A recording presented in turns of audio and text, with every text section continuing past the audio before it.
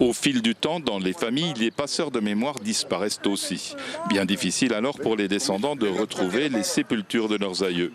Les registres aident, mais aujourd'hui, ils sont remplacés par la haute technologie, une borne interactive. On y tape le nom, elle donne l'emplacement de la tombe. Le fruit d'un gros travail de recherche sur le terrain et dans les archives.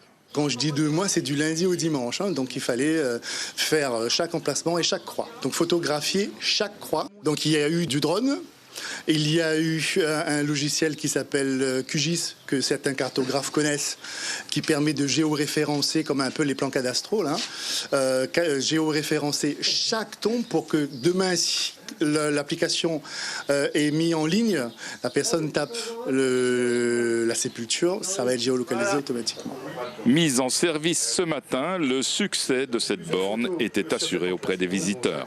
C'est bien géolocalisé, c'est exactement où se situe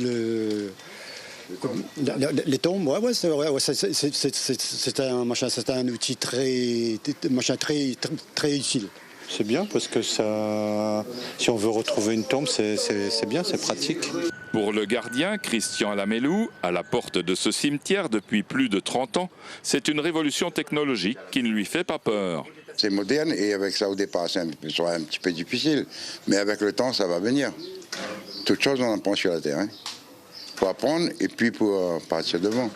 Ouvert en 1848, le cimetière marin du port compte 2453 tombes et 11 520 défunts.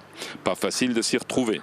Aujourd'hui, on utilise la borne du cimetière. Dans un futur proche, la recherche pourra se faire en ligne depuis son ordinateur personnel.